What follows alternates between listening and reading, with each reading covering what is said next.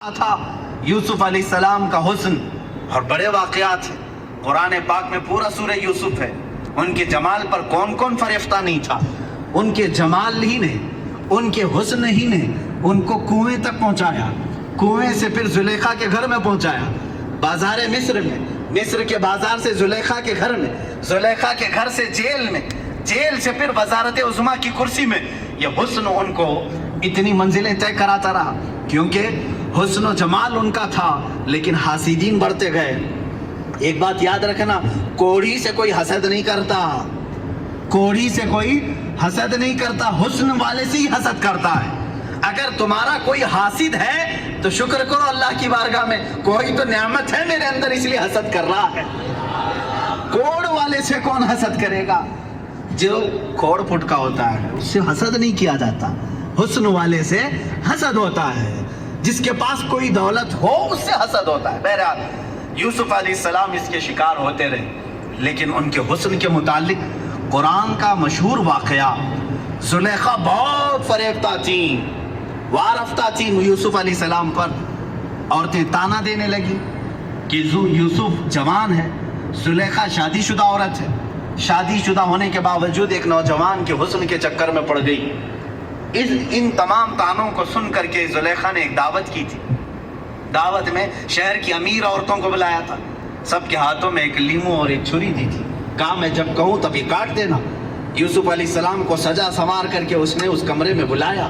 جب وہ آئے تو یوسف علیہ السلام کمرے میں جیسے داخل ہوئے، زلیخا نے کہا اے عورتوں، اے بیبیوں، اپنے لیمو کاٹ. عورتیں وہ حسن یوسف کو پہلی بار دیکھ رہی تھی، پہلی بار دیکھ رہی تھی، اور یوسف علیہ السلام کا جمال دیکھنے میں ایسے ماہ ہو گئی، غرق ہو گئی، ڈوب گئی کہ لیمو چھوٹ گیا، انگلیاں کٹ گئی، انگلیاں، چاروں انگلیاں کٹ گئی.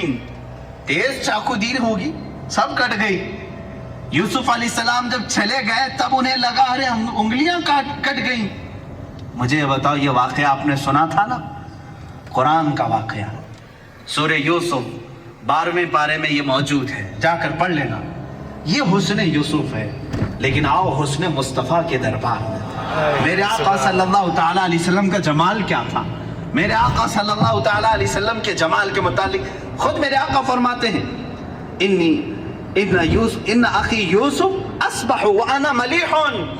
یوسف علیہ السلام نہایت ہی گورے رنگ کے تھے. میرے آقا کی زبان سے پہلے سنتے ہیں نا حضور کا حسن کیسا ہے. یوسف علیہ السلام، حضور خود فرماتے ہیں میرے بھائی یوسف، کیونکہ سارے نبی آپس میں بھائی ہیں. حضور فرماتے ہیں میرے بھائی یوسف اجلی رنگت کے تھے اور اللہ نے مجھے گلابی رنگت عطا کی ہے. سبحان اللہ. اجلی رنگت اور گلابی رنگت میں تھوڑا فرق ہے. اجلی رنگت جیسے ظاہر سی بات ہے، سورج جب دوپہر کے وقت آ جائے ہر کوئی اس پر نگاہیں ٹکا کر نہیں رکھ سکتا، دیکھ نہیں سکتا. ہے تو بہت اجلا لیکن دیکھنے کی تاب سب کی نہیں ہوتی. لیکن وہی رات کی ٹھنڈی وقت جب چاند طلوع ہوتا ہے، چاند کی بھی روشنی سفید ہے لیکن ٹھنڈک اتنی ہے کہ اس پر نگاہیں باندھ کر دیکھی جا سکتی. یہ میرے آقا صلی اللہ علیہ وسلم کے حسن کا انداز تھا کہ یوسف علیہ السلام کو دیکھے کوئی تو ان کے آنکھوں کو ہو سکتا ہے ایک بار ان کا حسن خیرہ کر جائے، لیکن میرے آقا کو دیکھنے والے کی حالت یہ ہوتی کہ وہ نگاہیں بند کرنا بھول جاتا، دیکھتا ہی رہتا، دیکھتا ہی رہتا، دیکھتا ہی رہتا.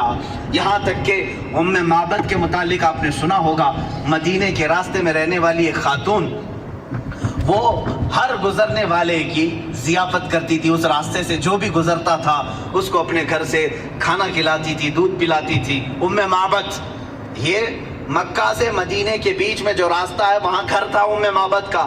ہجرت کا جب موقع تھا میرے آقا کا، حضور صلی اللہ علیہ وسلم اور حضرت ابوبکر اسی راستے سے گزر رہے، رات کا وقت تھا، ام معبد کا گھر آیا. حضرت ابوبکر نے کہا آقا یہ بڑی مہمان نواز عورت ہے، بہت اچھی ضیافت کرتی ہے، ایک رات یہاں رک جاتے ہیں. اللہ کے نبی وہاں رک گئے. ام معبد نے دیکھا مہمان آئے، اتفاق ایسا، ام معبد کہتی ہے میری زندگی میں پہلی رات ایسی آئی تھی جب میرے گھر میں دودھ کا ایک قطرہ بھی نہیں تھا، کچھ بھی نہیں تھا، کچھ بھی نہیں تھا. جو بکریاں تھی وہ ان کے شوہر چرانے کے لیے لے گئے تھے، نہیں لائے. 2 دن 3 دن کے بعد آتی تھی. آج ایسا تھا کہ ایک بوڑھی بکری جو ہڈیاں نکالی ہوئی تھی اور پیٹ اندر جا چکا تھا، تھن سوکھ چکے تھے، وہ چوکھٹ کے پاس بندھی ہوئی تھی. معبد نے استقبال تو کیا، آ جاؤ قیام کرو، لیکن کھانے کے لیے میرے گھر میں کچھ بھی نہیں ہے. حضور پاک صلی اللہ تعالیٰ علیہ وسلم نے فرمایا اے معبد اگر تم اجازت دے دو تو یہ گھر کے باہر بندھی ہوئی بکری سے میں تھوڑا سا دودھ دوہ لوں، دودھ نکال لوں. معبد نے کہا اگر یہ دودھ دینے کے لائق ہوتی تو میرے گھر میں کیوں رہتی، دوسری بکریوں کے ساتھ چرنے کے لیے جا چکی ہوتی. حضور پاک صلی اللہ تعالیٰ علیہ وسلم نے فرمایا تم ہمیں اجازت دے دو، بکریوں کا دودھ نکالنا ہمارا کام ہے. اللہ کے حبیب صلی اللہ تعالیٰ علیہ وسلم سے اس نے کہا اگر قطرہ دو قطرہ مل جائے تو نکال لو، اگر قطرہ دو قطرے مل جائے تو دوہ لو. مصطفیٰ کریم صلی اللہ تعالیٰ